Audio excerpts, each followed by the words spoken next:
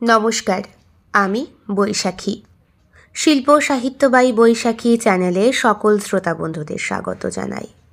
আজ আপনাদের বলবো গল্প অর্ধদেহে। গল্প পাঠ এবং গল্প লেখায় আমি বৈশাখী বিশ্বাস দেবনাথ। আজকের গল্পটি প্রাপ্তবয়স্ক শ্রোতা বন্ধুদের জন্যে। প্রথম থেকে শেষ পর্যন্ত শুনবেন। ভালো লাগলে অবশ্যই লাইক করবেন, কমেন্ট করবেন, শেয়ার করবেন এবং আপনাদের প্রিয় চ্যানেল শিল্প সাহিত্য বাই বৈশাখী সাবস্ক্রাইব করে বেল বাটন প্রেস করে পাশে থাকতে একদম ভুলবেন না। বন্ধুরা, শিল্প সাহিত্য বাই বৈশাখী এখন চলে এসেছে ইউটিউব মিউজিক পডকাস্টে। ইচ্ছে করলে আপনারা সেইখান থেকেও গল্প শুনতে পারেন। আজ আপনাদের বলবো গল্প অর্ধদেহে। গল্পটি লেখা এবং পাঠে আমি বৈশাখী। প্রাপ্তমনস্কদের জন্যে আজকের গল্প। কি আমার মুখের দিকে তাকিয়ে লাভ নেই। কি করে তোকে বাইরে বের করব বল? সব সময় মুখটা বাংলার পাঁচ করে বসে রয়েছিস। খাবার দিলেও খাস না, খালি চোখ দুটোকে এমন করে আমার দিকে তাকিয়ে থাকিস যেন আমি ছাড়া তোকে কেউ উদ্ধার করতে পারবে না। আমি তো আছি তোর জন্যে, তাহলে এত চিন্তা কিসের তোর? তোর মনের ইচ্ছে ঠিক পূর্ণ হবে। তুই যেভাবে কম্প্রোমাইজ করেছিস তোর সারা জীবনটা, যেভাবে এই ঘরের মধ্যে বন্দি থেকে তোর লাইফটাকে তুই শেষ করলি, দিন গুনছিস এখনও। ওরে, তোকে তো অর্ধেক পশু বানিয়ে ছেড়েছে ওই লম্পট জানোয়ারটা। দেখিস, তুই তোর রিভেঞ্জ একদিন ঠিক তুলতে পারবি। কেউ না জানুক। আমি তো জানি।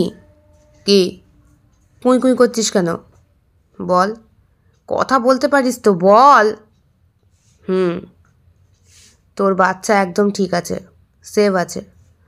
জঙ্গলেই দিয়ে এসেছিলাম তোর কথা মতো, সেখানেই আছে। যদি কোনো সহৃদয়বান ব্যক্তি বাড়িতে পেট হিসাবে নিয়ে যায়, তাহলে তো মানুষের মতোই প্রতিপালিত হবে। না না, কাঁদিস না। তুই কাঁদলে আমার খুব দুঃখ হয়, খুব দুঃখ হয়। দাঁড়া দাঁড়া দাঁড়া দাঁড়া, আমি একটা ফোন করে আসি, দাঁড়া। হ্যাঁ রত্না, এই নে কথা বল। হ্যাঁ, খাওয়া দাওয়া করছে না। আরে বুঝিসই তো, নারী কাটা ধন ওর কাছ থেকে ছিনতাই করে নিয়ে আমি জঙ্গলে রেখে দিয়ে এসেছি একটা ভালো লাইফের জন্যে। যতই হোক মা তো। কথা বল। ছি, নিউজ চ্যানেল খুললেই কি উল্টোপাল্টা খবর। দেখেছো, সোশ্যাল মিডিয়ায় ভাইরাল হয়েছে কদিন আগে এক বুড়ো সালা রাত্রিবেলা এক ছাগলের সঙ্গে সেক্স করছে। হ্যাঁ, ভাবতে পারছো? ছাগলটা ম্যামা করছিল, ক্লাবের ছেলেপেলে খেলা করছিল। রাত তখন বাজে প্রায় 12টার দিকে। এই ঠান্ডার মধ্যে ছেলেপেলে গিয়ে দেখে বুড়ো ছাগলের সঙ্গে সেক্স করছে রীতিমতো। আরে কদিন আগে তো একটা কুত্তার সঙ্গে অবধি। আর এইভাবে যদি পশুর পেটে মানুষের বীজ ঢুকে যায়, কি সর্বনাশটা হবে ভাবো তো। ভাবতে পারছো? স্যার, হ্যাঁ বল, খবর আছে কি? একটু আগেই যা ম্যাডামকে বলছেন ফোনে তাই। মানে চলুন, থানায় যেতে হবে। তার ভালো লাগে না, সবে এসে একটুখানি বসেছি, রয়েছে তো আমার কোয়ার্টারেই। বল না ভাই, কি হয়েছে? একটা মার্ডার হয়েছে। কি মার্ডার? পশুর সঙ্গে মানুষ খাবলাখাবলি করতে গিয়ে পশুটা মারা গেছে। কি? হ্যাঁ স্যার। আরে, আমার এলাকাতেও আছে এরকম? শিগগিরই গাড়ি বার কর। চল তো, চল চল, শিগগিরই চল। হ্যাঁ রত্না বল। হ্যাঁ হ্যাঁ হ্যাঁ হ্যাঁ, তোর বৌদি ভালো আছে। আমিও ভালো আছি। হ্যাঁ, সেও ভালো আছে। শোন, আমি একটা ডিউটিতে বেরোচ্ছি এখন, খবর এসছে আর্জেন্ট। হ্যাঁ, একটা মার্ডার হয়েছে। আর বলিস না, এখনকার উটকো ছেলেদের কারবার, সালা পশুদের পর্যন্ত বাদ রাখছে না। বাড়িতে পেট হিসাবে নিয়ে গিয়ে ছি যাচ্ছে তাই কাণ্ড। আরে না না, সেই বাচ্চা পশুটার খোঁজ পাইনি। অনেক বছর তো হয়ে গেল, কম খোঁজ করলাম বল। আমার মনে হয় জঙ্গলে কেউ না কেউ নিয়ে গেছে। আবার পশুতে যদি খেয়ে থাকে তাহলে তাহলে বুঝবো সবটাই ভাগ্য। হ্যাঁ এখন রাখ, পরে কথা বলবো, বুঝলি? হ্যাঁ হ্যাঁ রাখ। কিরে, গাড়ি বেরোলো? চল। ডার্লিং, তোমাকে না বলেছি তুমি শেভ করবে না।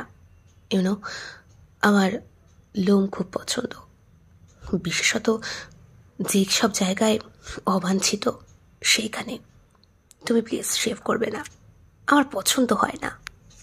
কিন্তু ডার্লিং, এখন তো প্রত্যেকেই শেভ অ্যান্ড ক্লিন থাকে, তুমি নিজেও তো। আমাকে তুমি ভালোবাসো না? না, আমি তোমায় খুব ভালোবাসি। তাহলে ভালোবাসার মানুষের পছন্দের অপছন্দের মূল্য দিতে হয়, তুমি কি সেটাও জানো না? আই এম সো সরি, তুমি যেমন চাও তেমনই হবে। তাই বলে আন্ডার আর্মসে? কোথাও না, সব জায়গায় আমার এগুলো ভালো লাগে। তোমাকে দেখতে পারফেক্ট লাগে, সুন্দর লাগে। তুমি জাস্ট কল্পনাও করতে পারবে না যে সমস্ত মেয়েরা ক্যাটকাটে ফর্সা হয় না, একদম সাদা, তাদেরকে আমার জাস্ট ভালো লাগে না। বিশেষত যারা একদম ক্লিনড হয়।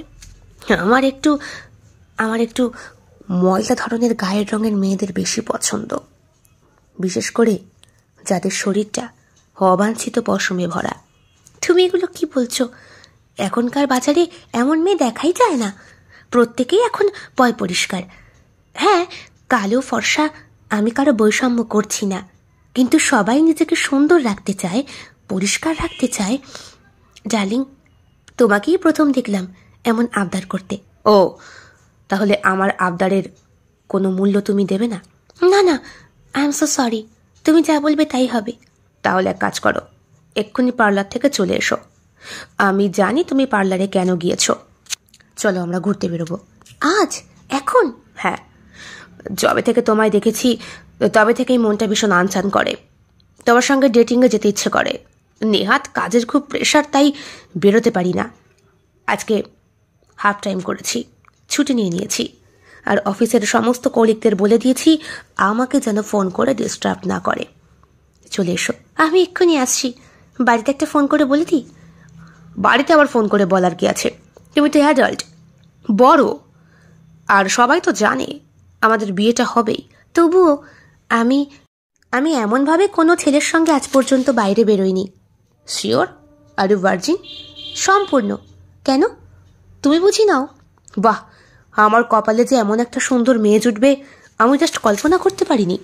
জানো তো, খুব ছোটবেলায় এক জ্যোতিষী আমার হাত দেখে বলেছিল আমার বউ নাকি সুলক্ষণা হবে, রূপবতী হবে, গুণবতীও হবে, আর এটাও বলেছিল আমি একটা পবিত্র মেয়ে পাবো। তাই? আমাকে কোনো গুরুদেব হাত দেখে কিছু বলেনি। ইনফ্যাক্ট আমি এসবে বিশ্বাস করি না। তাছাড়া ভালোবাসার ওপরে ভরসা আছে আমার, তবে আমার কোনো প্রতিদ্বন্দ্বী নেই।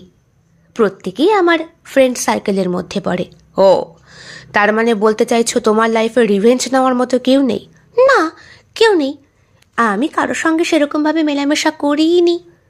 স্কুল, কলেজ, ইউনিভার্সিটি, অফিস, সব জায়গাতেই সবাই আমার বেস্টি, বন্ধু বলতে পারো। ছেলে মেয়ে উভয়, মন দেওয়া নেওয়া কারোর সাথে করিনি, তুমি ছাড়া। বাহ, তাহলে তো বলতে হবে আমি খুব লাকি। ইয়েস, আমি এক্ষুনি আসছি। চলে এসো। আরে, তুমি এখানে? হ্যাঁ, কখন থেকে গাড়ি নিয়ে ওয়েট করছি। বাপরে বাপ, মেয়েরা পার্লারে একবার ঢুকলে এতগুলো ঘন্টা যে কি করে কাটায়। এই দেখো, আমি ম্যানিকিওর প্যাডিকিওর করেছি, ভালো লাগছে? লাগছে, কিন্তু পায়ের বুড়ো আঙুলের লোমগুলো কেটে দিয়েছে। তুমি এটাও লক্ষ্য করছো? হ্যাঁ, তোমার এই ফর্সা সুন্দর গায়ে সবটাই বোঝা যায়। তবে এতটা ফ্যাকাশে না হলেও পারতে। এইটা তো ঈশ্বরের দান, আমি কি করব বলো তো? সেই জন্যই তো বলছি, শরীরের সব জায়গায় যদি লোমে ঢাকা হয়ে যায় না, তাহলে উজ্জ্বল ভাবটা একটু কেমন যেন হয়ে যাবে, একটু দূর থেকে ময়লা ময়লা লাগবে, আর আমার ওটাই পছন্দ। Are you sure? একদম। এখন কি গাড়ির বাইরে দাঁড়িয়ে দাঁড়িয়ে কথা বলবে? ভেতরে আসবে না? আসছি। গাড়ির দরজা খুলে ভেতরে প্রবেশ করে টিনা। গাড়িতে বসে রয়েছে ওর ফিয়ন্সে রাজীব, ওরফে রাজ। অনলাইনে ওদের পরিচয়। চ্যাটিংয়ের মাধ্যমে আলাপটা প্রেম অবধি গড়ায়। তারপরে বাড়ির লোককে রাজি করানোর জন্যে দুইজনে মিলেই একটা পত্রিকার পেপারে নিজেদের বায়োডাটা দিয়ে বাড়ির লোকের সঙ্গে এমনভাবে পরিচিত হওয়ায় যেন দেখে মনে হচ্ছে একটা পত্রিকা দেখে পাত্রপাত্রীর অ্যাড দেখে দুইজনে দুইজনকে পছন্দ করেছে। বাড়ির লোকও রাজীব ওরফে রাজের বায়োডাটা দেখে পছন্দ করে। উচ্চতায় 6 ফুটের কাছাকাছি, একটা বিরাট বড় কোম্পানিতে উচ্চপদস্থ অফিসার। ওর নিচে অনেক কলিগ কাজ করে। মাইনে বলতে গেলে এই বাজারে তাও প্রায় 1.5 থেকে 2 লাখ টাকার কাছাকাছি হবে। এই একটা জিনিস ছেলে মেয়ে উভয় হয়তো কারো কাছেই সত্য বলে না, মাইনের ব্যাপারটা। অপরদিকে টিনা, বাবা মার একমাত্র সন্তান, উজ্জ্বল গৌরবর্ণা, সুন্দরী, শিক্ষিতা, সেও একটি কোম্পানিতে চাকরি করে, স্বাধীন আছে। মেয়েটার মধ্যে রূপের কোনো অহংকার নেই, যথেষ্ট সুন্দরী। বন্ধু মহলে বেশ চর্চা হয় ওকে নিয়ে। তবে আজ পর্যন্ত মনের মতো মানুষ জোটাতে পারেনি বলে এই 30 বছর বয়সে এসেও সে সিঙ্গল। আর রাজের বয়সও 31-এর কোঠায়। রাজ আবার বাবা মার একমাত্র নয়, রাজ দ্বিতীয় সন্তান। ওর একটা দাদা আছে, বছর 35 বয়স, বিয়ে হয়ে গেছে, এক ছেলের বাবা। 2 ভাইয়ের মধ্যে খুব একটা মিল নেই, কারণ রাজের দাদা বিয়ে করে বউ নিয়ে শ্বশুর বাড়িতেই থাকে, মানে ঘর জামাই। কারণ যেই মেয়েকে সে বিয়ে করেছে সে বাবা মার একমাত্র সন্তান। প্রথম এই বিষয়টা নিয়ে রাজের বাবা মার সাথে প্রচণ্ড দ্বন্দ্ব হতো, তবে শেষ পর্যন্ত স্বীকার করতে হয়েছে ওর দাদার কথাটাই ওনাদের। রাজের দাদা প্রভাস বলেছে, ভাই তোমাদের কাছে থাক, তোমাদের ভরণ পোষণ বাবদ আমি একটা টাকা পাঠিয়ে দেব প্রত্যেক মাসে মাসোহারা হিসেবে, ওটা আমার কর্তব্য। তাছাড়া আরেকটা জিনিসও দেখো, তোমরাও যেমন বাবা মা তেমন মধুমিতার বাবা মাও তো আমার বাবা মা, তাদেরকে দেখাও তো আমার একটা রেসপন্সিবিলিটির মধ্যে পড়ে। ভাই বিয়ে করে এখানেই থাকবে, যাতে ভাই ওই রকম পাত্রের সঙ্গে যোগাযোগ না করে যে বাড়ির একমাত্র, সেই রকম ওইটা লক্ষ্য রেখো। কিন্তু এক্ষেত্রেও বিপত্তি হয়ে গেছে। রাজের এতই পছন্দ হয়েছে টিনাকে যে বাবা মা বারণ করতে পারেনি। ওনাদের শুধু একটাই শর্ত, মেয়ে 2 জায়গাতেই যাতায়াত করবে, বাপের বাড়ি আর শ্বশুর বাড়ি। তবে রাজ স্পষ্ট বলে দিয়েছে এক্ষুনি সে বিয়ে করবে না। হ্যাঁ, আশীর্বাদ পর্ব সেরে রাখলে সেরে রাখা যেতেই পারে, তবে বিয়েটা করবে বছর 2 পর। ওর একটা নতুন পোস্টিংয়ের ব্যাপার হচ্ছে, হয়তো সেইটা হতে পারে গোয়ার দিকে। বিয়ে করে একবারে হানিমুন ট্রিপও হবে আর বউ নিয়ে বসবাসও। টিনাকে স্পষ্ট বলে দিয়েছে রাজ, পছন্দ অপছন্দের পালা তো শেষ, এখন শুধু জেনে রাখো বিয়ের পর তোমায় চাকরি ছাড়তে হবে। কেন? হ্যাঁ, ওটা আমার ইচ্ছে। তোমার ইচ্ছেতেই সব হবে, আমার ইচ্ছেটা বুঝি ইচ্ছে নয়? না, মানে তুমি যদি আমাকে ভালো না বাসো তাহলে সম্পর্কটা আর এগোনোর দরকার নেই। না, টিনার মধ্যে একটা কমতি রয়েছে, সেটা হলো টিনা রাজকে পাগলের মতো ভালোবাসে। প্রথম দিন আলাপের পর থেকেই রাজের সুন্দর দেহ ওকে আকর্ষণ করত প্রত্যেক পদে পদে। অনাস্বাদিত রাজের হাতের ছোঁয়া ওর শরীরে শিহরণ জাগিয়েছিল। এখন রাত্রেবেলা রাজের সেই স্পর্শটা মনে পড়লেই অঙ্গগুলো কেমন যেন শক্ত হয়ে ওঠে। শরীর চায় আর একটা শরীরকে। একটা অন্ধবিশ্বাসের মতো রাজকে ভরসা করে টিনা। রাজ যা বলে সেটাই শোনে। বন্ধুমহলে এই নিয়ে প্রচুর চর্চাও হয়েছে। টিনার খুব কাছের বান্ধবী রত্নাবলী একদিন বলল, তোর কিন্তু বাড়াবাড়ি, তোকে যা বলে তুই অন্ধের মতো বিশ্বাস করিস। তোর ফিয়ন্সে রাজকে আমার না খুব চেনা চেনা লাগে, বোধহয় যেন ওকে কোথাও দেখেছি। কোনো মেয়ের সঙ্গে কি বাজে কথা বলিস না, ও আমাকে ভালোবাসে। কি করে ভালোবাসাটা হলো বলতো তোদের এত অল্প সময়ের মধ্যে?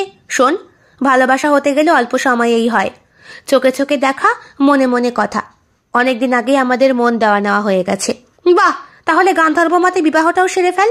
গান্ধার্ব মতে মানে মানে ওই কি শকুন্তলা আর রাজা দুষ্মন্ত যেটা করেছিল গুহার মধ্যে, তোরাও সেরে নে। চুপ করবি? চুপ করার কি আছে ভাই? কোন দিন বলবি? শোন রত্না, আমি প্রেগনেন্ট, জানিস তো? আমাদের সন্তান আসছে। যত সব। তুই ওকে দেখতে পারিস না নাকি? না, আমি দেখতে পারি না। আমি প্রথম থেকেই লক্ষ্য করছি, তোর জীবনে আসার পর থেকেই তোর স্বাধীনতা হারিয়ে গেছে। তুই যেন ওর পোষা কুকুর। ও যেভাবে নাচায় সেইভাবেই নাচিস। তোর কি হয়েছে বলতো? তুই পরাধীন। তুই ওর কথায় উঠিস বসিস। কি দেখিস বলতো ওর মধ্যে? পৃথিবীতে আরো সুন্দর সুন্দর ছেলে রয়েছে, তাকে ছেড়ে ওই টাকের মধ্যে তুই কি পেলি? টাক বলবি না? তা বলবো না, মাথায় একটাও চুল নেই। আর এখনকার দিনে সুন্দর একটা মেয়ে হয়ে তুই ওই টাকটার সঙ্গে প্রেম করছিস। দাঁড়, ভাবতে গেলেই আমার গা ঘিন করে ওঠে। ভালো হবে না কিন্তু। ও আমার হাজব্যান্ড, এমন করে বলবি না। আরে বাবা হ্যাঁ, তোর হাজব্যান্ডকে তুই মাথায় করে রাখ। তাই বলে এমন করে মেলামেশা করিস না যাতে তোর স্বাধীনতাই থাকে না। রত্নাবলীর কথা এখন গায়ে সূচের মতো বেঁধে টিনার, কারণ রাজকে সে অন্ধের মতো ভালোবাসে আর ভরসা করে। কিছুদিন আগের কথা, ঝড় বৃষ্টির রাতে টিনা বাড়ি ফিরছিল। দেরি হয়ে গিয়েছিল। এক অফিস কলিগের কথা ছিল ওকে বাড়িতে পৌঁছে দেওয়ার, কিন্তু আর্জেন্টলি বাড়ি থেকে ফোন আসায় সেই কলিগ গাড়ি নিয়ে বেরিয়ে গেলে একা ঝড় জলের মধ্যে টিনা দাঁড়িয়ে থাকে। কেউ তখন রাস্তায় নেই। এমনিতেই ওই যে টিভি সিরিয়াল অথবা ফিল্মে যেরকম দেখানো হয়, একা একটা মেয়ে থাকলে মানুষরূপী পশুর দল জীব বের করে তাকে খেতে আসে, টিনার ক্ষেত্রেও ঠিক সেম কেস হয়েছিল। কতগুলো ছেলে টিনাকে একা পেয়ে চারদিক থেকে ঘিরে ধরে আর অশ্লীল অশ্লীল মন্তব্য করে। হঠাৎ সেখানে দেবদূতের মতো রাজের উদয় হয়। টাক মাথার ওই ছেলেটার টাকটা সেই দিন চোখে পড়েনি টিনার। চোখে পড়েছিল ওর মনুষ্যত্ব আর ভালো ব্যবহার। গুলটাগুলোকে কিন্তু রাজ মারেনি, ধমকায়নি। ওর চেহারা আর ফিটনেস বডি দেখেই ভয় পেয়ে কুকুরগুলো পালিয়ে গিয়েছিল। ওই যে ভালো লাগাটা মনের ভেতরে কাজ করেছে, মেয়েদের প্রোটেকশনের জন্য তার হাজবেন্ডের শরীরের গড়নটাও কিন্তু প্রয়োজন। কোনো রকম অ্যাকশন ছাড়াই ভয় দেখেই যারা পালিয়ে যায় তাদেরকে আর কি বলবে। সেদিন ওকে বাড়ি পৌঁছে দিয়েছিল রাজ। তারপরই হঠাৎ রাস্তায় দেখা হওয়া থেকে শুরু করে ফোন নাম্বার আদান প্রদান, 6 মাসের মধ্যে সম্পর্ক অনেক দূর গড়িয়ে যায়। একদিন ওকে ডেকেছিল টিনা, ওর সাথে পরিচয় করিয়েছিল ওর অফিসের কলিগদের। আর তারপর অফিস ছুটি হওয়ার পরে গাড়িতে বসে রাজকে একটা চুমু খেয়েছিল টিনা। ঠিক করে কিসও করতে পারো না? না মানে অভ্যেস নেই তো। আমি শিখিয়ে দিচ্ছি। এই দেখো, ঠোঁটের ওপর ঠোঁট। আমি তোমারটাকে চুম্বন করব আর তুমি আমারটা। এইভাবেই আমাদের চুমুটা ডিপ থেকে ডিপতর হবে। আর এই ডিপলি কিস যখন বেশি ডিপ হয় তখন তোমার শরীর সাড়া দেবে আমার ছোঁয়া পাওয়ার জন্য। লজ্জায় লাল হয়ে গিয়েছিল সেই দিন টিনা। সত্যিই তো, এরকম চুমুর স্বাদ, ঠোঁটের যে এমন মিষ্টি টেস্ট টিনা কোনোদিন বুঝতে পারেনি। রাজের ঠোঁট সেদিন ওকে স্পর্শ করতে করতে ওর গলা বেয়ে ওর বুক পর্যন্ত নেমে আসলে পেটের কাছে যাওয়ার আগেই থামিয়ে দিয়েছিল টিনা। বলেছিল, আর না, আর বেশি এগিয়েও না, আমার ভয় করছে। ভয়ের কি আছে? তুমি কি এসবে অভ্যস্ত নাও? না, আমি ভার্জিন, তুমি আমার প্রথম। রাজের মুখটা সেই দিন আরো বেশি খুশিতে উদ্ভাসিত হয়েছিল। লক্ষ্য করেছিল টিনা, ছেলেরা বোধহয় সবসময় টাটকা ফুলের মতো মেয়েই পছন্দ করে। মেয়েটা কিন্তু চিন্তা করে না ছেলেটা কয়বার হস্তমৈথুন করেছে অথবা কয়বার সেই নষ্ট মেয়েদের সঙ্গে মেলামেশা করেছে। অন্ধের মতো বিশ্বাস করে ফেলেছে। তারপর থেকেই সম্পর্কটা গভীর থেকে গভীরতর হতে শুরু করে। ধীরে ধীরে শপিং মলে যাওয়া, তারপর লং ড্রাইভ, অফিস কামাই করে ঘুরতে যাওয়া, অফিসের বসকে ফাঁকি দিয়ে বিভিন্ন রেস্তোরাঁয় দেখা করা। তারপরে যখন টিনার বাড়ি থেকে ওকে বলা হলো সম্বন্ধ দেখা হচ্ছে, তখনই টিনা আর রাজ মিলে সিদ্ধান্ত নিল এই পত্রিকায় অ্যাড দিলে তবে যদি পরিবার থেকে সবাই কিছু না বুঝেই ওদের বিয়েটা ঠিক করে ফেলে। হলেও তাই, তবে 2 বছর ওয়েট করতে হবে জেনে টিনার বাবা একটু আপত্তি করলেও এরকম সুন্দর হ্যান্ডসাম একজন জামাই, তাকে দেখে যে কোনো আত্মীয় স্বজনই অবাক হয়ে যাবে, বলবে বাবা, মেয়ের 30 বছর বয়সেও এত সুন্দর জামাই পেলেন কোথায় গোকুলদা? মেয়ের সাথে কিন্তু সুন্দর মানিয়েছে, আমাদের টিনার কপাল আছে। সুন্দর জামাই, ভালো ঘর, ভালো বর, সবই পেল। হ্যাঁ, একটু বয়সটা বেশি। বয়স বেশি নিয়ে গোকুলবাবুকে কম শুনতে হয়নি আত্মীয় পরিজনদের কাছে। কেউ কেউ বলেছে, কুমড়ো তো পৌঁছে গেল, এবার তো আর তরকারিতে লাগবে না, ফেলে দিতে হবে।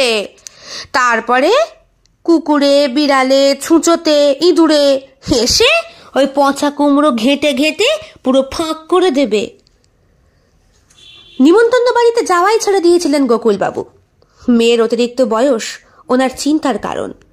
এদিকে মেয়েটি যে স্বাবলম্বী, সেইটা কোনোরকমভাবেই ওই আত্মীয় স্বজনের মুখে বা জীবনে দাগ কাটেনি। কিন্তু এইরকম সুন্দর জামাইয়ের সাথে পরিচিত হওয়ার পরই গোকুলবাবুর বুক 42 ইঞ্চি বড় হয়ে গেছে। এখন সবাইকে ডেকে ডেকে দেখান ওনার হবু জামাইয়ের ছবি, আর সবাই প্রশংসাও করে। তবে টাক ওতে কিছু এসে যায় না। সোনার আংটি বাঁকা হলেও সুন্দর। ধীরে ধীরে সম্পর্কের জল গড়াতে থাকে আর গড়াতে থাকে। হঠাৎ একদিন দুইজন যখন নিভৃতে একটু সময় কাটানোর জন্যে একটা হোটেল বুক করে, সেই দিন প্রথম আবিষ্কার করে রাজ টিনার শরীরটাকে। টিনার শরীরটা নিট অ্যান্ড ক্লিন, সম্পূর্ণ শেভ। ওর গোপনে কোথাও কোনো লোভ নেই। এত সুন্দর পয় পরিষ্কার মেয়েটাকে বিছানায় নগ্ন অবস্থায় পেলে যে কোনো ছেলেরই অবস্থা খারাপ হয়ে যাবে। রাজেরও হয়েছিল। ঝাঁপিয়ে পড়েছিল টিনার ওপরে, খুঁড়ে খুঁড়ে খেয়েছিল ওর গোটা শরীরটা। যখন সব কিছু শেষ হয়েছিল তখন রাজ দেখতে পেয়েছিল চাদরের মধ্যে রক্তের দাগ। ঠোঁটের কোনায় অস্ফুটে একটা হাসি ফুটে উঠেছিল। তখন ও টিনা বিছানায় শুয়ে ঘুমিয়ে পড়েছে। ফোন করে শুধু বন্ধুদেরকে বলেছিল, ভাই তালা খুলে দিয়েছি। আরে কংগ্রাচুলেশন, কখন হলো? এই তো এইমাত্র। শুনতে পাচ্ছে না? আরে না, ঘুমোচ্ছে। একটা ছবি পোস্ট কর। এই অবস্থায়? আরে কর না। না না না, পরে কেস খামারি হয়ে গেলে। আরে কিচ্ছু হবে না, ছবি পোস্ট কর। নগ্ন দেখে টিনার একটা ছবি তুলে পোস্ট করে দিয়েছিল রাজ বন্ধুদেরকে হোয়াটসঅ্যাপে। যদিও সেটা সোশ্যাল মিডিয়ায় সম্পূর্ণভাবে ছড়ায়নি, বন্ধুমহলের মধ্যেই আটকে ছিল। টিনাকে ওইভাবে দেখে বন্ধুরা উদ্ভাসিত এবং আনন্দিত, বিশেষ করে ওর গোপন জায়গার ছবি। আরে ভাই, তুই তো টাটকা আর ফ্রেশ মাল পেয়েছিস, তোর মোটিভটা কি বুঝতে পারছি না। পারবি পারবি, তোরা শুধু সঙ্গে থাক, তাহলেই বুঝতে পারবি। এত মেয়ে থাকতে এই মেয়েটাকে তোর পছন্দ হলো?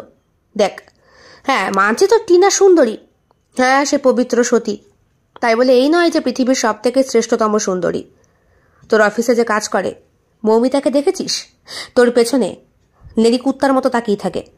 কতবার যে তোর দিকে তাকিয়ে চোখের ইশারায় হোক একটুখানি, বুঝতেই পারছিস। তোকে সুযোগ দিয়েছে, কিন্তু তুই ওকে পাত্তা দিসনি, আর হোটেলে নিয়ে গিয়ে সেই সুযোগের সদ্ব্যবহারও করিসনি। কেন বলতো? কারণ আমার উদ্দেশ্যটা একটু অন্যরকম ভাই। আমি যাকে খেলাচ্ছি সেই থাক না, শেষমেশ তোরা তো আছিস, ঠিক বুঝতে পারবি। এই দাঁড়া দাঁড়া দাঁড়া দাঁড়া, তুই কি ওকে ল্যাংমারা তালে আছিস নাকি? সেইটা যখন হবে তখন, আগে আগে বললে কি করে হবে? কারণ পিকচার তো अभी বাকি হ্যাঁ মেরে দোস্ত। চলো আজকে এক জায়গায় যাব। কোথায়? তুমি যখনই আমাকে বলো তখনই কিন্তু আমি চলে আসি। আজকে চলো না আমার সঙ্গে, আমি আমার এক বন্ধুর বাড়ি যাব তোমায় দেখাতে। হ্যাঁ আমায়? হ্যাঁ, সে বিশ্বাসই করে না। তোমার আমার যে পত্রিকা দেখে আলাপ, তোমার মুখ দেখে নাকি ও চিনতে পেরেছে তুমি নাকি আমার আগের পরিচিত। ও নাকি চেনে? ইম্পসিবল। আমি তো কলকাতা শহরে এসেছি মাত্র বছর 5। কে বোঝাবে ওকে বলো তো? কিছুতেই মানতে চায় না। যাবে আমার সঙ্গে? যেতে পারি, তবে ওই বন্ধুর বাড়িতে যাওয়ার আগে আমার সঙ্গে তোমাকে লাঞ্চ করতে হবে। লাঞ্চ? আজকে অফিসের বসকে কি বলে বেরোবো আমি জানি না। আমার বায়না না রাখলে কিন্তু আমি যাব না। ঠিক আছে, দেখছি ম্যানেজ করা যায় কিনা। একটা সুন্দর রেস্টুরেন্টে ওরা ঢোকে। খাবার আগেই অর্ডার দিয়ে দিয়েছিল রাজ। টিনা চাউমিন খেতে পছন্দ করে। ফ্রাইড রাইস আর চিলি চিকেন। সব খাবার টিনা পৌঁছানোর মিনিট 5 মধ্যেই হাজির হয়ে যায়। এ কি, খাবার আগে থেকেই বলে দিয়েছ? হ্যাঁ, এই কমাসের প্রেমালাপে তোমার কোনটা পছন্দ অপছন্দ সবটাই তো আমি জানি। খাবারটা কেমন? ভালো, তবে কেমন একটা গন্ধ লাগছে। কিসের বলো তো দেখি? না না, থাক না, তোমার প্লেটে তুমি খাও। হয়তো আমারটায় বা আমার কদিন আগে ঠান্ডা লেগেছিল তো মুখের স্বাদ নেই। ও এক সেকেন্ড দাঁড়াও। রাজ নিজের খাবারটা চেক করে বলে, হ্যাঁ আমারটাও একটু কেমন লাগছে। হ্যাঁ ওয়েটার, খাবারে কি তোমরা কিছু মিশিয়েছো? না না স্যার, নর্মাল যেরকম খাবার হয় সেরকম। খাবারটা এরম লাগছে কেন? সরি স্যার, আপনাদের কোথাও ভুল হচ্ছে। আমাদের খাবার সম্পূর্ণ টাটকা এবং ফ্রেশ। তোমার মালিককে একটু ডাকো তো। মালিককে ডেকে আনার পরে খাবার চেখে টেস্ট করানো হয়, আর উনি খেয়ে বললেন খাবারটা একদমই ঠিক। টিনা তখন বলল, শুধু শুধু এত হ্যাঙ্গামা করলে কি হলো লাভ বলো তো? না না, তুমি হলে আমার কাছে সব থেকে বেশি স্পেশাল। তোমার খাবারে কোনো রকম অসুবিধা হলে আমার সেটা চেক করতে হবে না। খেয়ে নাও। খাওয়া শেষ হলে ব্যাগ থেকে একটা ড্রিঙ্কের বোতল বার করে রাজ। টিনাকে বলে, এটা খেয়ে নাও। এটা কি? তোমার প্রিয় ড্রিঙ্কস, দেখো। আরে, এই কোম্পানির ড্রিঙ্কস আমার প্রিয় তুমি কি করে বুঝলে? আমি সব বুঝি, ওইটা আমি আগেই টেস্ট করে রেখেছি, তোমার যাতে কোনো প্রবলেম না হয়। এমনি আমি খেয়েছি বলে কি তোমার খেতে কোনো আপত্তি আছে? রাজের কথাটা শোনা মাত্র এই ড্রিঙ্কটাকে ঝকঝক করে খেয়ে নেয় টিনা। বলে, হলো, তোমাকে সব থেকে বেশি বিশ্বাস করি। দুইজনে মিলে তারপরে যায় পদ্মার বাড়িতে। পদ্মা আর রত্না দুইজনেই একসাথে ছিল। এই মালটাকে কোথায় দেখেছি বলতো? না রে রত্না, তুই ভুল করছিস, আমরা ওকে চিনি না। আমাদের বন্ধু মহলে এরকম টাক মাথার কোনো বন্ধুই ছিল না। ভুল করছিস, টাকটা দেখে মনে হচ্ছে আজকের না, বহু বছর আগের। তুই অন্য কিছু সন্দেহ করছিস। না রে পদ্মা, আমার সন্দেহ ঠিক, আমি ঠিক, তবে বুঝতে পারছি না কে। তবে এই মুখ, এই চোখ আর ওই হাসি সবটাই আমার পরিচিত। বলছি, আমি কি এবার বাড়ি যেতে পারি যদি তোমাদের কথাবার্তা হয়ে গিয়ে থাকে? এই, আমি আসি। দেখলি তো ওকে, বললাম না আমাদের বন্ধু সার্কেলে ও ছিল না। ও তো নতুন, আমার সঙ্গে পরিচিত হওয়ার পরই তোরা দেখছিস। আর ও এসেছেই তো কলকাতা শহরে মাত্র 5 মাস। ও আচ্ছা, আমাদের ভুলও হতে পারে, সরি। আবার দেখা হবে কোনি? নিশ্চয়ই, একেবারে আশীর্বাদের মণ্ডপে। অবাক হয়ে তাকায় টিনা, বলে, মানে? হ্যাঁ, আশীর্বাদটা খুব শিগগিরই হবে। আমি বাবাকে আর মাকে পাঠিয়ে দেবো তোমার বাড়ি কথা বলার জন্যে। কথা বলে খুব শিগগিরই যাতে মোমেন্টটা ঠিক করে ফেলে। সত্যি বলছো? হ্যাঁ, আর দেরি নয়, এবার আমাদের এক হওয়ার পালা। খুশিতে এই চোখে জল চলে আসে টিনার। বলে, কিন্তু তুমি যে বললে 2 বছর। 2 বছর আর আমি ওয়েট করতে পারছি না সোনা। আমার এবার তোমাকে চাই। তুমি আমার প্রিয়জন হয়েছ। প্রিয়জন তো আছোই। সত্যি? লজ্জায় আবার মুখটা লাল হয়ে যায় টিনার। রাজ অকপটে স্বীকার করে, হ্যাঁ, তোমাদের বান্ধবীকে আমার খুব ভালো লাগে। আমি সত্যি ওকে ভীষণ ভালোবাসি। তোমাদের কোনো আপত্তি নেই তো? আরে না না, আপনারা বিয়ে করে একে অপরে থাকবেন, এটা আমাদের অসুবিধার কি আছে? আসলে কি বলুন তো, ভেবেছিলাম বন্ধু মহলে আপনার মতো কাউকে দেখেছি হয়তো কোনোদিন, মনে করতে পারছি না। ভুল বললেন ম্যাডাম, পৃথিবীটা গোল, আর আমার মতো দেখতে অনেকজনই হয়তো আছে। তাদের সঙ্গে আমাকে হয়তো গুলিয়ে ফেলছেন। হতে পারে। তার নিমন্ত্রণটা কবে পাবো? খুব শিগগিরই। টিনাকে নিয়ে বেরিয়ে যায় রাজ। আবার একটা ড্রিঙ্ক খেতে বলে। টিনা বলে, না গো, পেট ভরে আছে, পারবো না। লক্ষ্মীটি, প্লিজ খাও, তোমার আরাম হবে। ড্রিঙ্কটা খেয়ে গাড়িতেই ঘুমিয়ে পড়ে টিনা। বাড়ির সামনে এসে জোরে জোরে হর্ন বাজায় রাজ, আর সেই শব্দ শুনে টিনার বাবা মা বেরিয়ে আসেন। হে কি হয়েছে ওর? কিছু হয়নি, ভীষণ টায়ার্ড, ওকে ঘরে নিয়ে যান। টিনা, টিনা, হ্যাঁ, বাড়ি চলে এসেছে, শুয়ে পড়ো, যাও। 2-3 দিন পর, এই 2-3 দিন টিনার কোনো ফোন আসে না রাজের কাছে। রাজ অনেকবার ফোন করেছে, টিনা রিসিভ করেনি। 3 দিন পরে যখন ফোনটা আসে, রাজ বলে, 2-3 দিন আমাকে ফোন করনি, বাড়ি গেলাম দেখা করলে না, কি হয়েছে বলো তো তোমার? ভুলে যেও না 7 দিন পরে আমাদের এনগেজমেন্ট। কান্নায় ফেটে পড়ে টিনা। কাঁদছো কেন? কি হয়েছে সোনা, আমায় বলো। একটু আসবে? আমি তো গিয়েছিলাম, তুমি তো, প্লিজ একটু এসো না। টিনার বাড়িতে রাত যায়। দরজাটা টিনাই খোলে। এ কি, এরকম কালো বোরখা পরে আছো কেন? সমস্ত শরীর ঢাকা, মুখ ঢাকা। আর আঙ্কেল আন্টি কোথায়? বাড়ি নেই, বন্ধুর বাড়ি গেছে বিয়ের নিমন্ত্রণে। ভেতরে এসো বলছি। দরজাটা ভেতর থেকে বন্ধ করে দেয় টিনা। বেডরুমে এসো। হে, এখনই শুরু করবে নাকি? আরে আড্ডা মেরো না, এসো। বেডরুমে নিয়ে যায় ওকে। দরজাটা বন্ধ করে টিনা গায়ের চাদরটা সরিয়ে ফেলে। বোরখার মতো আবরণীটা সরিয়ে ফেলার সঙ্গে সঙ্গেই ওর সামনে যেই মানুষটা দাঁড়িয়ে থাকে তাকে দেখে রাজের চোখ বিস্ফারিত। সমস্ত শরীরে ভাল্লুকের মতো বড় বড় লোম, আন্ডার আর্মসে ভর্তি লোম, গোপন জায়গাতেও লোম, বিরাট আকারের লোম ওর গোটা মুখটাকে ছেয়ে ফেলেছে। একটা মেয়ে মানুষের শরীরে পুরুষ মানুষের মতো দাড়ি আর গোঁপ গজিয়েছে। ভুরু যুগল ঘন হতে হতে জোড়া ভুরুতে গিয়ে ঠেকেছে। অসম্ভব ভয়ঙ্কর লাগছে ওকে, ঠিক একটা ভাল্লুকের মতো, যার সারা শরীরটা কালো লোমে আবৃত। ভাল্লুক না, একটা শিম্পাঞ্জির মতো। হে, তোমার কি করে হলো? আমি জানি না, আমি এবার সবার সামনে কি করে দাঁড়াবো? আমার লজ্জা করছে, আমি শেভ করে আসি। না, তোমাকে যে কি সুন্দর লাগছে আমি জাস্ট কল্পনা করতে পারবো না। আমি সে আদিম মানবীকে দেখছি, আদিম যুগে যেই নর আর নারীর মিলন হয়েছিল, আমাদেরও এরকম হবে। আর তো মাত্র কয়েকটা দিনের অপেক্ষা, ততদিনে তোমার শরীরটা আরো সুন্দর হবে। রাজ, ঠিকই তো বলছি। আমার আত্মীয় পরিজন, আমার বাবা মা দেখবে আমি সে আদিম মানবীকে বিয়ে করব, সৃষ্টির প্রথমেই যারা আমাদের বংশের সৃষ্টি করেছে। ভাবতে পারছো এটা কত বড় একটা ইনভেনশন? কিন্তু আমার যে লজ্জা করছে, আমি সবার সামনে এইভাবে দাঁড়াবো কি করে? সবাই আমাকে দেখে অট্টহাস্য করবে। ওর নগ্ন ছবিটা বের করে রাজ, ওকে দেখায়।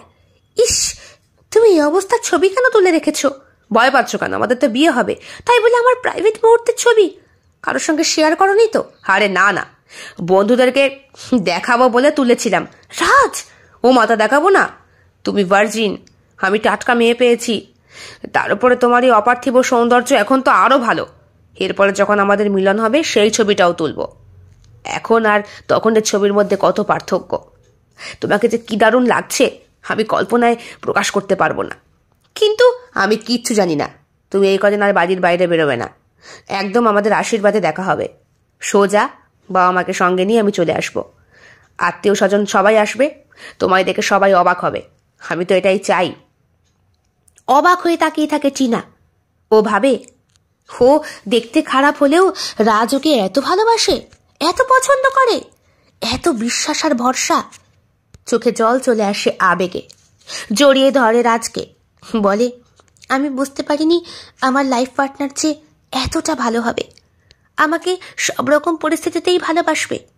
হ্যাঁ, সব রকম পরিস্থিতিতে। রাজের ঠোঁটের ফাঁকে একটা হাসির রেখা ফুটে ওঠে। ঠিক কয়েকদিন পরে বাড়িটা ঝলমলে আলোয় সেজে উঠেছে।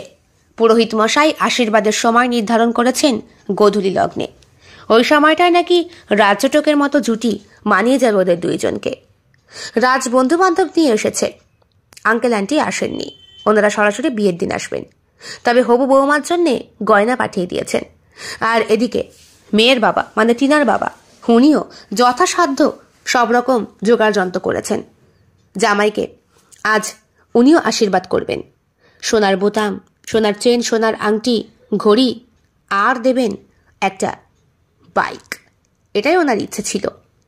যদিও রাজ প্রচুর টাকা মাইনে পায়, এই সামান্য উপহার ওর কাছে কিছুই না, নখের ময়লা। তবুও রাজের মতো এত ভালো একটা পাত্রকে নিশ্চয়ই খালি হাতে কন্যা সম্প্রদান করা যায় না। হারে বাবা, এসো এসো। এ কি বিআই বিয়ান? ওরা আসেনি আঙ্কেল, ওরা বিয়ের দিন আসবে, তবে মা পাঠিয়ে দিয়েছে ওর জন্য গয়নাগাটি। ভালো লাগলো না গোকুল বাবুর। বৌমাকে আশীর্বাদ করতে ওনারা এলেন না, তাহলে আশীর্বাদটা হবে কি করে? এই যে আমার বন্ধু বান্ধব রয়েছে, এরাই করবে। এটা কোনো কথা নাকি বাবা? বলে গোকুল বাবুর স্ত্রী মানে টিনার মা সবিতা দেবী। ওইসব কিচ্ছু হবে না আন্টি, ওসব এখন ছাড়ুন, আমরা বন্ধুরা আছি তো। তাছাড়া বৌদিকে দেখার জন্য মনটা খুব আনচান করছে। কোথায় সে? আর বলো না, বেশ কদিন ধরে মেয়েটা সারা অঙ্গ ঢেকে ঢেকে ঘুরে বেড়াচ্ছে। একটা সুন্দর শাড়ি দিয়ে আসলাম, বললাম পর। ওর বান্ধবী এসেছে, সেই থেকে দরজা বন্ধ। কি যে করছে আমি কিছুই বুঝতে পারছি না। তাই নাকি? জাস্ট ওয়েট বলে রাজ সোজা হাঁটতে হাঁটতে ওপরের ঘরে চলে যায়। টিনা, এই টিনা, দরজা খোলো, আমি এসেছি। টিনা, টিনা, দরজাটা খোলো। দরজা খোলার সঙ্গে সঙ্গেই রাজ দেখতে পায় লাল শাড়ির ভেতরে লুকিয়ে রয়েছে একটা শিম্পাঞ্জি মানুষ। আরে কি দারুণ লাগছে, এসো বাইরে এসো। না, আমার লজ্জা করছে, আমি শেভ করব। আমার ভালো লাগছে না, বিরক্তি লাগছে আমার। আরে জাস্ট অনবদ্য লাগছে তোমাকে, এসো না, বাইরে এসো। না বলছি তো, প্লিজ আমাকে ছেড়ে দাও, আমাকে এরকম করে ছোট করো না। তার মানে তুমি আমাকে ভালোবাসো না? না, আমি তোমায় খুব ভালোবাসি। একটু আগে আমার বান্ধবীরা এসেছিল, অনেকক্ষণ দরজা ধাক্কিয়েছে, আমি খুলিনি। ভেবেছিলাম তোমাকেই আগে দেখাবো, তুমি এলে, আমাকে নিয়ে সবাই অট্টহাস্য করবে। রাজ, আমার বিরক্তি লাগছে। তুমি এরকম করছো? আমি তো ফুলসজ্জার রাতে বিকিনি পরে তোমায় দেখার জন্যে ছটফট করছি গো। প্লিজ এরকম করো না। এসো লক্ষ্মীটি, তোমার বাবা মা আসেনি কেন? বিয়ের দিন আসবে। তাছাড়া বিয়ে তো আর কদিন পরই। আমাদের আজকে আশীর্বাদ, 3 দিন পর বিয়ে। বুঝতে পারছো কত প্রেশার? তাই বলি বাবা মা না থাকলে আশীর্বাদ কি করে হবে? আমার বন্ধুরা আছে। বন্ধু দিয়ে আশীর্বাদ? হ্যাঁ, হয় না নাকি? এসো। রাজের কথায় ভরসা করে টিনা নিচে আসে, আর নিচে আসার সঙ্গে সঙ্গেই ওর এই ভয়ানক রূপ দেখে কান্নায় ফেটে পড়ে টিনার বাবা মা। হে কি, কি হলো আমাদের মেয়ের? হ্যাঁ টিনা, এই টিনা। পদ্মা আর রত্না এগিয়ে আসে। কিরে, কি হয়েছে তোর? এরকম ভয়ঙ্কর লাগছে কেন? শেভ করিসনি? এই কথা বল। কেমন লাগছে বা ডার্লিং? রত্নাকে উদ্দেশ্য করে বলে রাজ। পছন্দ হয়েছে? বলেছিলাম না আমি রিভেঞ্জ নিয়েই ছাড়ব। কে তুমি? আমায় চিনতে পারলে না? মনে করো, মনে করো, কথা মনে করো। বহু বছর আগে প্রপোজ ডের দিন তোমাকে প্রপোজ করেছিলাম। আমার সারা শরীরে ভাল্লুকের মতো বড় বড় লোম দেখে তুমি বন্ধু বান্ধবীকে ডেকে নিয়ে কত অট্টহাস্য করেছিলে। এই যে তোমার বন্ধু টিনা, টিনা সব থেকে বেশি বাজে কথা আমাকে বলেছিল। আমি ভাল্লুক, শিম্পাঞ্জির বংশধর। আমি আদিম পুরুষ, আদিম সেই মানব যারা সৃষ্টি করেছে এই পৃথিবী, যারা সৃষ্টি করেছে মানব জাতি। গোটা বন্ধু মহলে আমাকে কতটা ছোট করেছিল। আমার গায়ে অবাঞ্ছিত লোমের জন্যে আমাকে কত অপমান সহ্য করতে হয়েছে। আমি কি করতে পারি? আমার এই শরীর, আমার এই অঙ্গ প্রত্যঙ্গ, আমার শরীরের সমস্ত জায়গার লোমগুলোও তো ঈশ্বরেরই দান। এগুলো তো আমি সৃষ্টি করিনি। যখন আমরা পশু ছিলাম তখন আমাদের সর্বাঙ্গ লোমে ঢাকাই থাকতো। আমরা উন্নত হয়ে যেসব জায়গায় আমাদের লোমের প্রয়োজন নেই সেগুলোকে ছেঁটে ফেলি।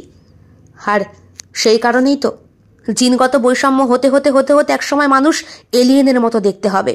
ভুরু থাকবে না, গায়ের লোম থাকবে না, হাতের নখ থাকবে না, যে আঙুলগুলো ব্যবহার হয় না সেগুলোও লুপ্ত প্রায় হয়ে হয়ে হয়তো 3টে কি 4টে আঙুলে গিয়ে ঠেকবে।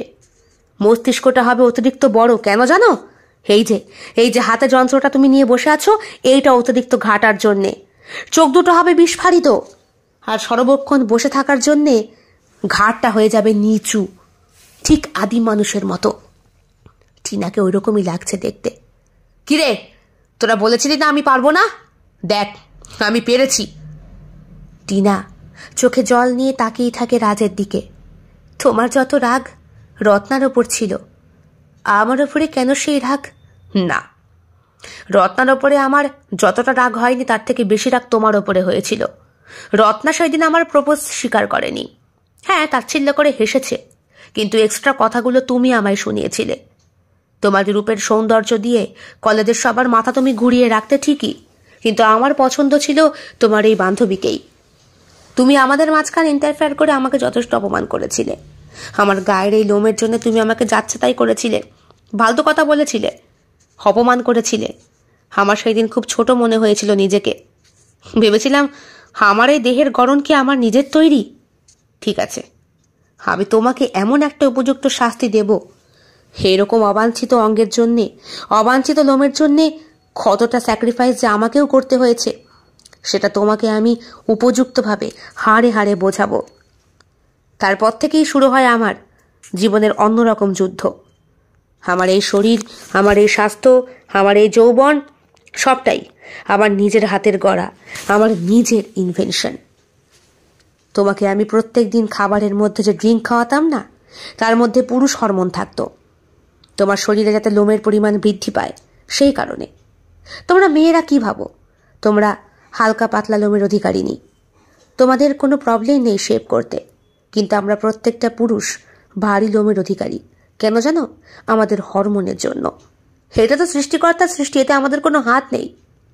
তোমাকে তাই হাড়ে হাড়ে বোঝানোর জন্যই আমি এটা করেছি। এখন বলো কেমন ফিল হচ্ছে? আমি আমি জাস্ট ভাবতে পারছি না, এত বড় একটা অনুষ্ঠানে এত আত্মীয়দের মধ্যে আমাকে তুমি এইভাবে ছোট করবে। হ্যাঁ, তুমিও ঠিক আমাকে এইভাবেই ছোট করেছিলে। আমারও খুব কষ্ট হয়েছিল। আমি তোমার বিরুদ্ধে কেস করব। তুমি আমার ইজ্জত নিয়ে খেলা করেছ, তুমি আমার নোংরা ছবি তোমার মোবাইলে তুলে রেখেছ। আমি তোমার বিরুদ্ধে কেস করব, তোমাকে আমি জেলের ঘানি টানাবো। সে তুমি যা খুশি করোগে, তাতে কোনো লাভ হবে না, বদনামি তোমারই রটবে। চুপ হয়ে যান টিনার বাবা মা। বাড়ি ভর্তি আত্মীয় স্বজন প্রথমে অট্টহাস্য করলেও পরে একে একে সবাই যে যার বাড়িতে চলে যায়। পদ্মা আর রত্নাবলী অনেকক্ষণ ছিল। টিনাকে সান্ত্বনা দেওয়ার মতো ভাষা ওদের নেই।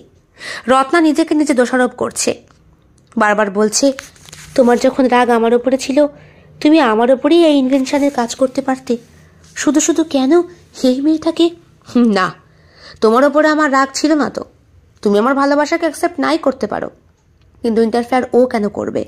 যত রাগ আমার ওর উপরে হয়েছিল, সেই কারণেই প্রতিশোধটা আমি ওর উপরেই তুললাম। চল রে তোরা, আর এই নাও আমার বাবা মার পাঠিয়ে দেওয়া আশীর্বাদী গয়না।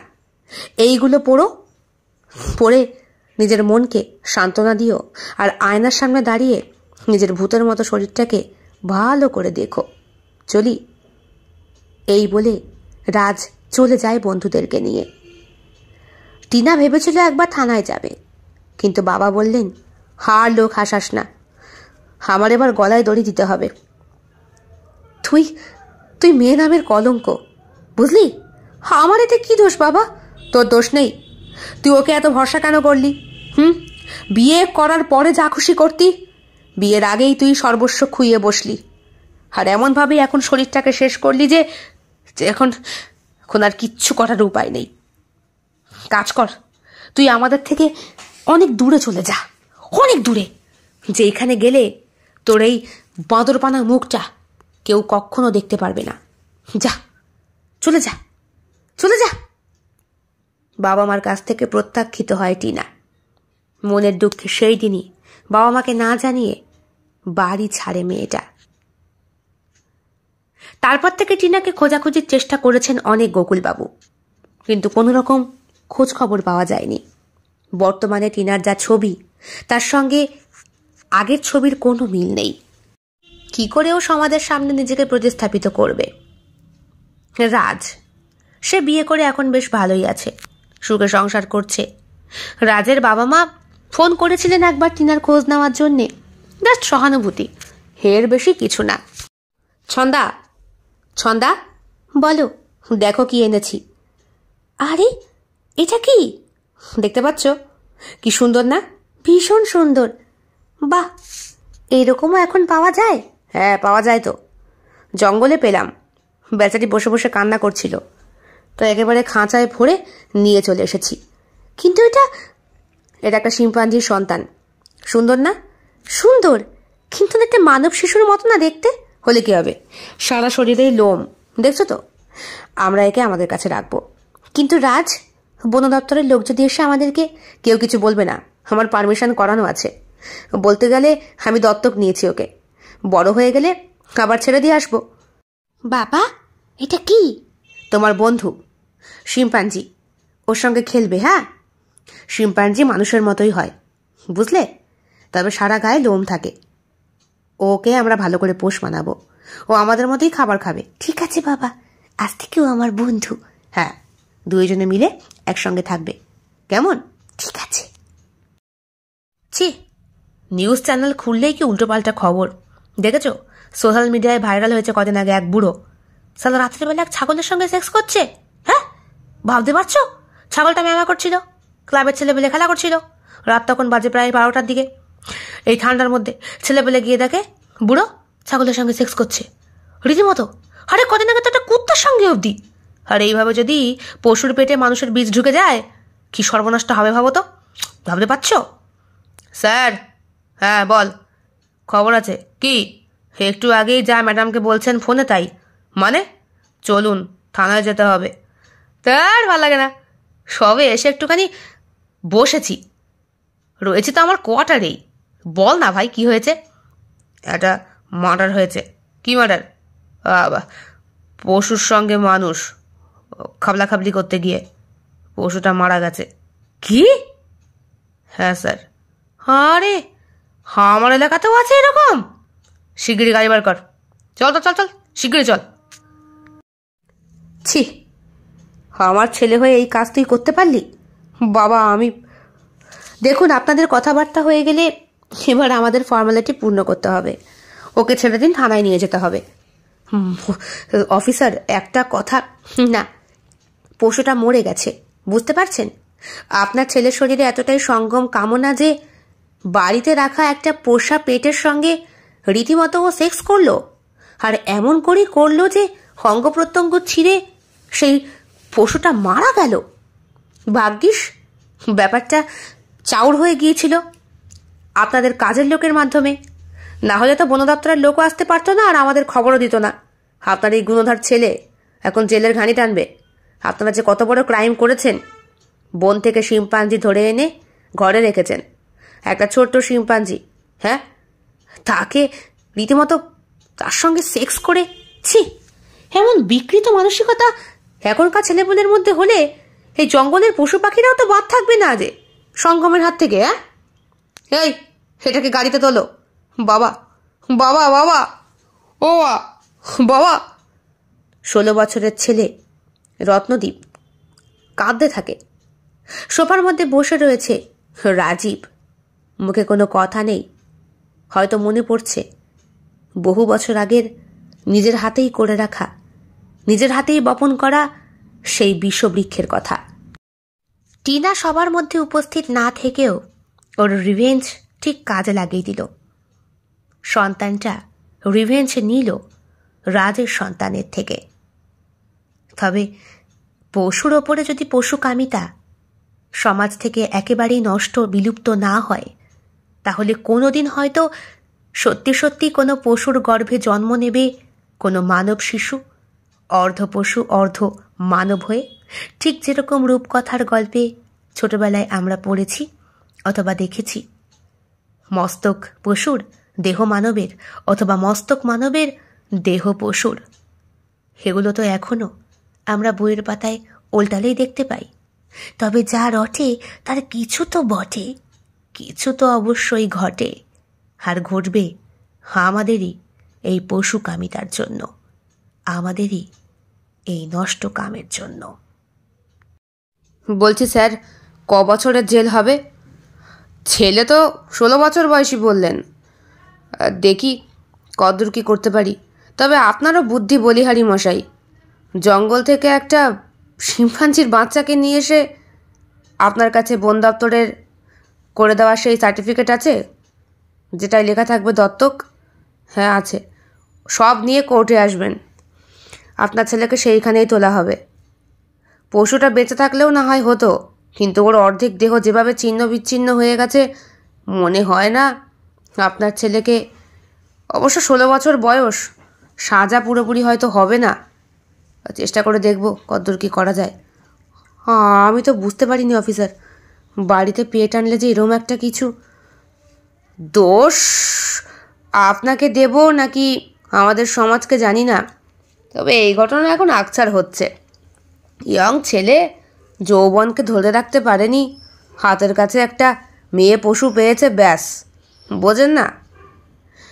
এই চল, মালটাকে গাড়িতে তোল, চল। হ্যাঁ, হ্যালো। হ্যাঁ হ্যাঁ, আমি একটু পরে ফিরবো বাড়িতে। জোজোরে একটা কেস পড়েছে। ঠিক আছে, চল নাম এবার। হাঁ করে দেখছিস কি?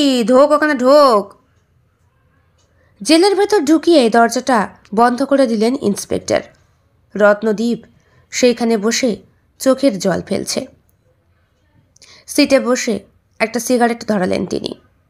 একটা নাম্বার ডায়াল করলেন। বললেন, এত বছর পর তোর বান্ধবীর অতৃপ্ত হাতটা শান্তি পাবে রে।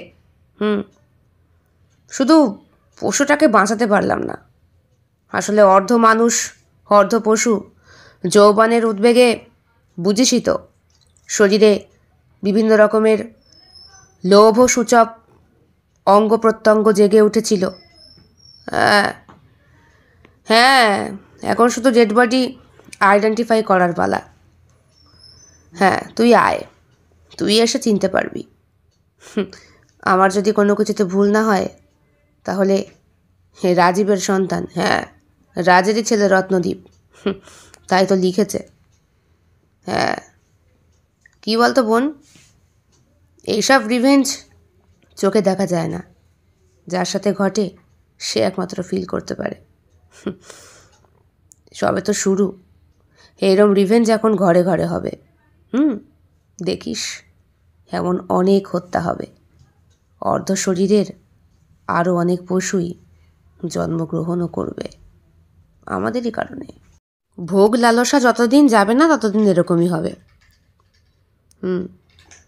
কত বছর আগে বল, তোর কথা মতোই জঙ্গলে গিয়েছিলাম। গিয়ে দেখি তোর বান্ধবীটা কিভাবে কান্নাকাটি করছে। গোটা শরীরটা পশুর মতো হয়ে গেছে। পুরুষের হরমোন পুশ করে করে ওকে পশু বানিয়ে দিল। যখন আমি পশু হাসপাতালে নিয়ে গেলাম, মানুষ না পশু ডাক্তাররা চিনতেই পারল না, শুধু বলল প্রেগনেন্ট। তারপরে তো বাড়ি এসে রাখলাম।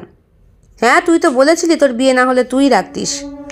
না রে, বড্ড ভালোবাসতাম মেয়েটাকে, আমি তোর মতোই আগলে রেখেছিলাম। শেষ যখন নিঃশ্বাস ত্যাগ করলো তখনও ওর ওই সন্তানের কথাই ভাবত। লাস্টে দিয়ে কথা বলাও বন্ধ করে দিয়েছিল, কুই কুই শব্দ করতো। অবলা জীব, এদের মুখের ভাষা কি বোঝা যায়? তবে রিভেঞ্জ যে এইভাবে হতে পারে আমার মাথায় কখনোই আসেনি। তোর বন্ধু শেষ পর্যন্ত এইভাবে? হ্যাঁ, একটা যুগ এমন আসবে তখন পশুরাও মানুষের ওপরে রিভেঞ্জ নেবে। এটাই তো স্বাভাবিক, এটাই হবে। যা সৃষ্টি আছে তার ধ্বংস অনিবার্য। এই কথাটা যে মানে না সে মহামূর্খ, আর যে মেনেও ভুল করে তাকে যে কিসের পর্যায়ে ফেলবো আমি জানি না। কেমন লেগেছে আজকের নিবেদন? কমেন্ট বক্সে কমেন্ট করতে কেউ ভুলবেন না। আর ভালো লেগে থাকলে অবশ্যই লাইক করবেন, শেয়ার করবেন এবং আপনাদের প্রিয় চ্যানেল শিল্প সাহিত্য বাই বৈশাখী সাবস্ক্রাইব করে অবশ্যই পাশে থাকবেন। দেখা হবে অন্য আরও একটি ভিন্ন স্বাদের গল্পের সঙ্গে খুব শিগগিরই। বন্ধুরা, বেল বাটন প্রেস করতে কিন্তু একদম ভুলবেন না, নতুন গল্পের নোটিফিকেশন চট জলদি পেয়ে যাবার জন্যে। দেখা হবে খুব শিগগিরই আরও নতুন একটি ভিন্ন স্বাদের গল্পের সঙ্গে। সবাই খুব ভালো থাকবেন, সুস্থ থাকবেন এবং শরীরের যত্ন নেবেন। বিদায়।